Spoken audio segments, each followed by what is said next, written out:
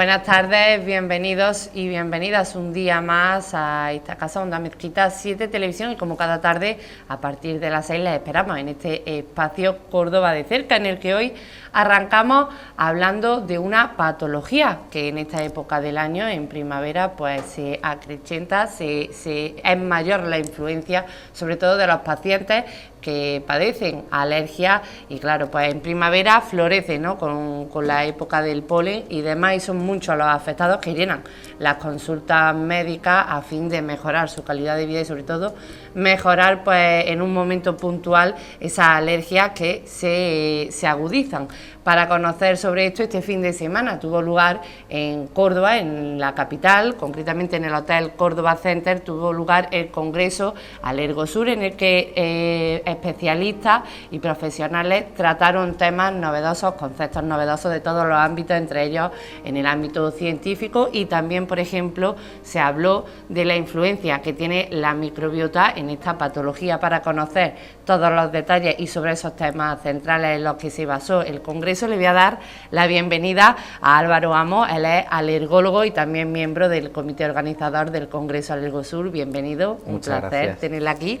Hablamos de alergia y claro, ahora mismo nos encontramos quizás en el punto álgido, ¿no?, de los pacientes que son alérgicos. Completamente, sí, sí. Ahora mismo tenemos las consultas bien llenas, como has comentado, y todo es debido al aumento de los niveles de polen que estamos registrando. Y acabo de hablar con la doctora Cristina de Castro, que es miembro del comité de aerobiología que lleva los captadores de polen en cada una de las provincias, y en concreto la provincia de Córdoba lo lleva ella, y me ha contado que los niveles de polen desde ayer están aumentando, los niveles de polen sobre todo de olivo están aumentando mucho. Y eso lo notamos en nuestras consultas de alergia, porque están los pacientes bastante sintomáticos. Claro, en eso influye el hecho de que no tengamos presente la lluvia. Exacto, claro, todo el momento climático que tenemos, con el calor está adelantado y sin haber tenido lluvia, hace que se haya adelantado un poquito el nivel alto de polen, y además las perspectivas no son de mucha lluvia, con lo cual tampoco pueden bajar esos niveles que muchas veces bajan cuando llueve. Claro. Con lo cual seguramente los picos llegarán pronto, los picos más altos. Hablamos de Alergosur, el congreso que tuvo lugar este fin de semana, que reunió a más de 200 alergólogos, en el que se debatían diferentes temas en diferentes ámbitos, pero todo en torno a la alergia. En ese sentido, ¿cuáles fueron los temas centrales en los que se basó el congreso? Pues mira, en el congreso lo organizamos como bien has dicho, entre 3 alergólogos cordobeses, entre la doctora Cristina de Castro, Ignacio García Núñez y yo. Y lo que quisimos fue imprimir, por un lado, que se conociera la tradición médica cordobesa, que como sabemos es milenaria, y luego enfocándolo a las últimas novedades de la alergología. Entonces se vieron temas como bien has dicho, la influencia de la microbiota, temas como tratamientos novedosos en cuanto a la dermatitis o el asma, que van saliendo año tras año y tenemos que estar informados, y la verdad que fue un congreso en cuanto al nivel científico muy provechoso. Hablando de la microbiota, ¿cómo influye en la patología alérgica?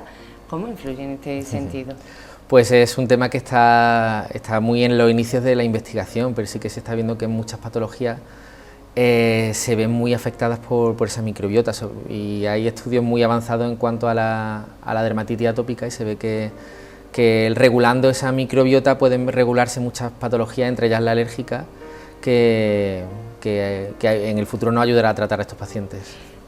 ¿Cuáles son los métodos o qué es necesario para regular la microbiota? Porque claro, cuando hablamos de microbiota siempre pensamos en los probióticos y en los prebióticos, ¿no? Sí, sí, bueno, pues es un amplio campo que bueno, habría que verlo muy exhaustivamente, pero sí, vamos, nos va desencaminada. Están los prebióticos, los probióticos, incluso trasplantes de heces, que últimamente se ha hablado y tal, pero eso, ya te digo, es un campo por explorar.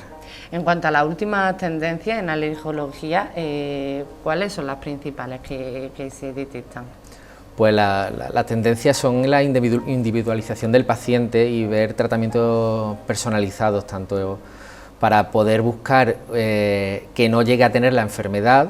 En ese caso se busca en la patología respiratoria, se va por la inmunoterapia, la típica vacuna, pero cada vez son más modernas y más individualizadas.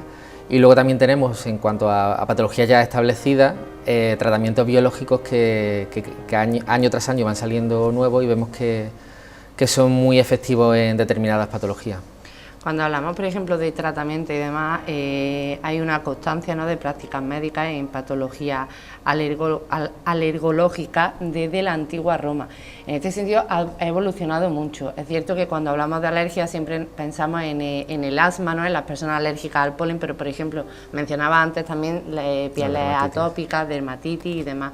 Son alergias que quizás por el cambio climático y demás pues van apareciendo distintas reacciones. En este sentido, si hablamos de asma, los tratamientos más conocidos o quizás más habituales son los aerosoles, Pulmicort, Terbamil. ¿Hay algún tratamiento más novedoso? Bueno, sí, de hecho eso también va evolucionando mucho con los años. Antiguamente la tendencia era usar un broncodilatador de rescate como el Terbamil o el Ventolin cuando el paciente estaba asintomático, y eso se ha visto que es un error hoy en día. Hoy en día tenemos que intentar no llegar a eso, sino tener el tratamiento ya instaurado de antes para evitar una agudización asmática, con lo cual se usan combinaciones de fármacos, también inhalados, que tienen una acción más prolongada y evitan que el paciente llegue a tener un broncoespasmo y por lo tanto tener repercusiones en su salud. Sí, sobre todo porque era cuando más ahogo tenía, ¿no?, que el paciente alérgico se iba a urgencia y le ponían directamente un aerosol, entiendo que muy potente, para que bajara el nivel de asfixia, ¿no?, de ahogo. Sí, eso era la tendencia antiguamente y eso es lo que intentamos los alergólogos evitar. ¿No?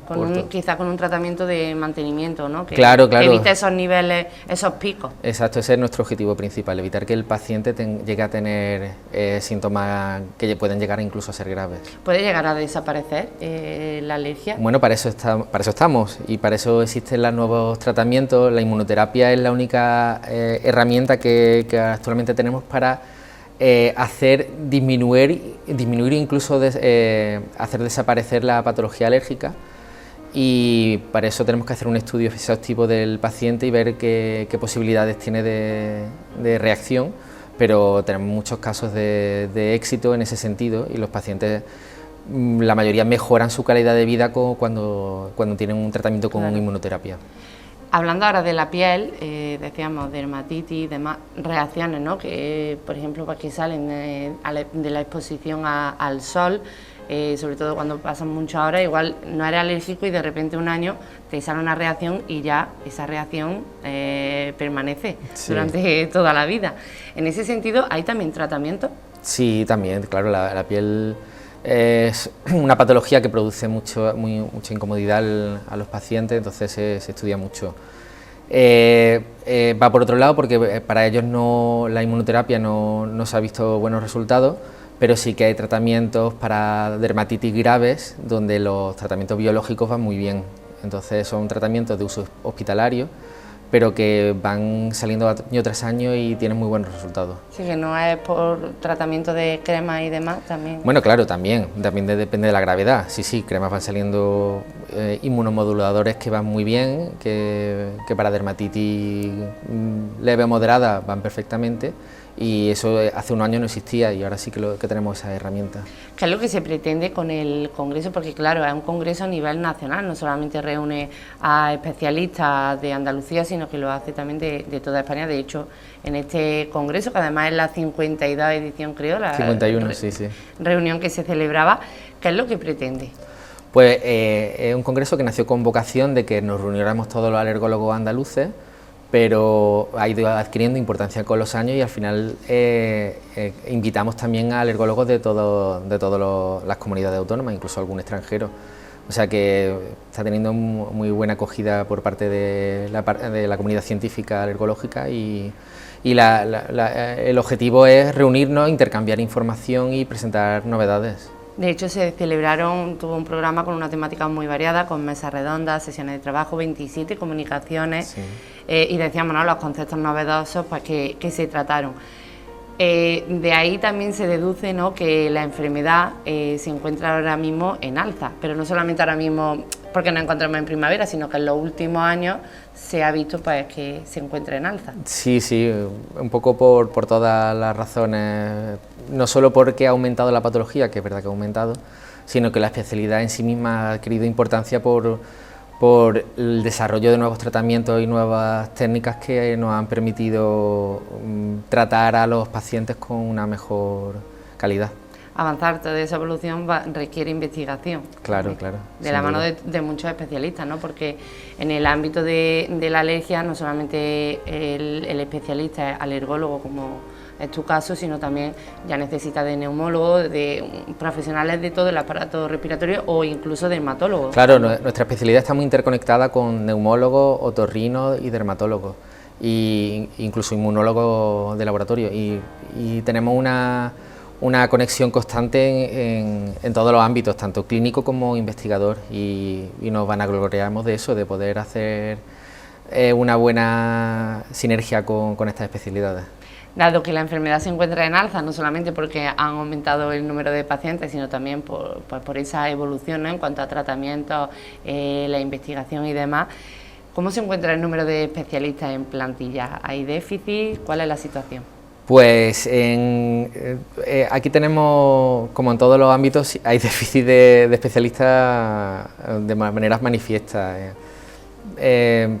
También es que podemos hablar del ámbito público y del ámbito privado. En el ámbito público hasta ahora ha sido muy complicado acceder al especialista por parte del paciente, entonces más o menos se han ido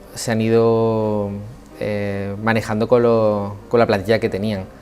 Pero es verdad que la demanda de los pacientes es mayor y eso lo estamos viendo en las consultas privadas, que se nos ven incrementadas, sobre todo el número de citas en estos meses, porque la Seguridad Social es incapaz de abarcarlo. Entonces, está claro que gente no haría falta. De hecho, es que además los alergólogos sois los únicos especialistas, ¿no?, que tenéis la capacidad de proporcionar un diagnóstico y tratamiento adecuado y global para la patología alérgica en personas desde el nacimiento pues hasta que ya son mayores y fallecen en este caso.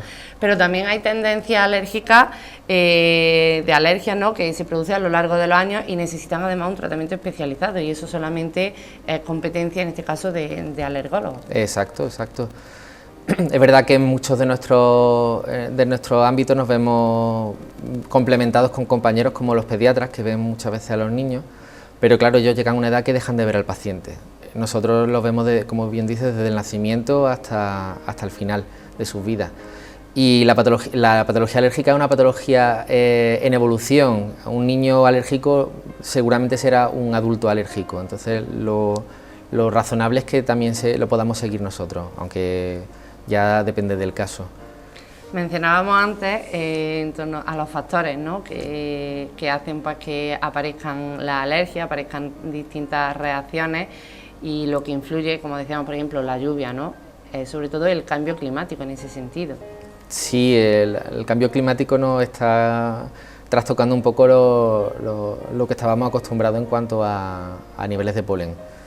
El que llueva menos hace que las polinizaciones sean más explosivas, como estamos viendo este año, que el aumento de los granos de polen día por día sea exponencial, con lo cual los pacientes se sienten antes peor que lo que se sentían antiguamente.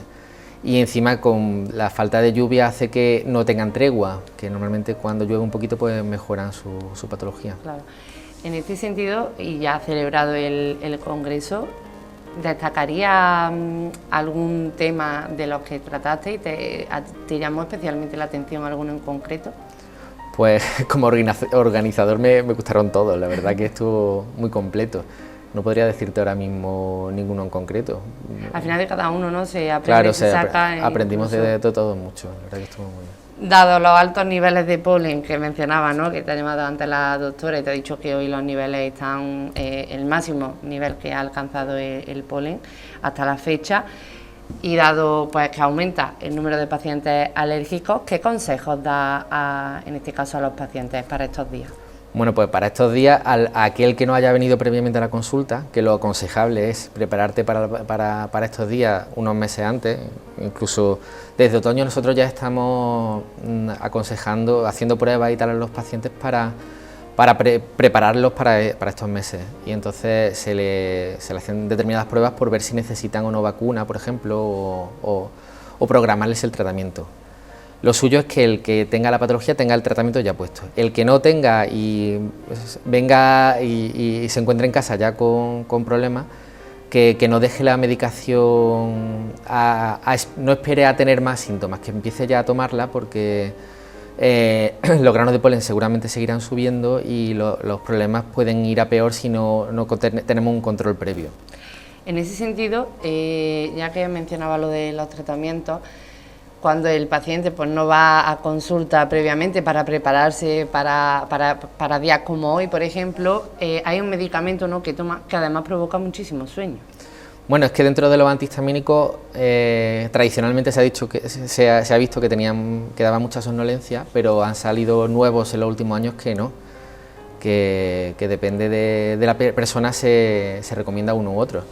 Pero es verdad que tienen la fama de dar somnolencia, pero ahora hay unos cuantos que son estupendos y no dan sueño. ¿Y quizás sea ese el tratamiento o el medicamento recomendado? Bueno, ese es uno de ellos. Ese es uno de ellos. ¿No? Lo que esperamos es que llueva, ¿no?, para que bajen los niveles de... Sí, hombre, lo suyo es que llueva un poquito. Sobre todo por la situación también que tiene el campo y demás. Exacto. Y otros consejos que me preguntabas para los pacientes, que si saben ya que son alérgicos, intentar usar mascarilla FFP2 en la calle, esa que se puso de moda con el COVID, recuperarla. Intentar no airear la casa a primera ni a última hora de la tarde, a primera hora de la mañana, a última hora de la tarde, que es cuando más niveles de polen tenemos. Y cuando vayan con el coche, que vayan siempre con la ventanilla subida.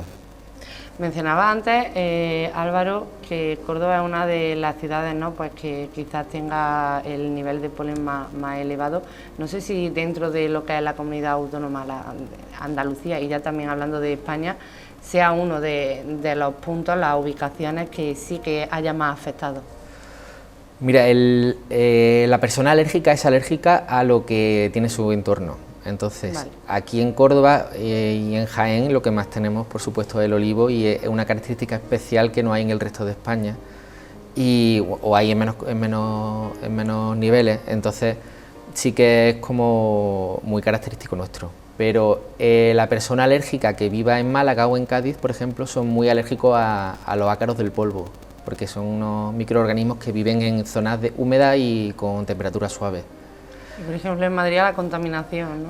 Bueno, en Madrid, en toda la meseta, lo que tienen más que nada son las gramíneas, el polen de las gramíneas, que coincide más o menos en el tiempo con el polen del olivo, pero aquí en Córdoba y en Jaén están totalmente eclipsados por el olivo, aunque también da muchos síntomas a nuestros pacientes. Ya para terminar, y haciendo referencia al Congreso, es interesante que se celebren estas cosas, sobre todo porque al final lo que se fomenta, ¿no?, es la investigación, es continuar investigando sobre las diferentes patologías, en este caso sobre las alergias y los tratamientos. Exacto, sí, es fundamental que continuemos investigando y avanzando en esta especialidad, que además es relativamente moderna comparada con el resto y que año a año se va evolucionando. Álvaro, pues solo me queda agradecerte que nos hayas acompañado en el día de hoy. Esperemos que, como decíamos, que llueva y que en este caso pues hayan escuchado, los telespectadores que nos están viendo hayan escuchado esos consejos, pues al final es para mejorar su calidad de vida. Exacto. Pues muchísimas gracias. Muchas gracias a ti. Nosotros les dejamos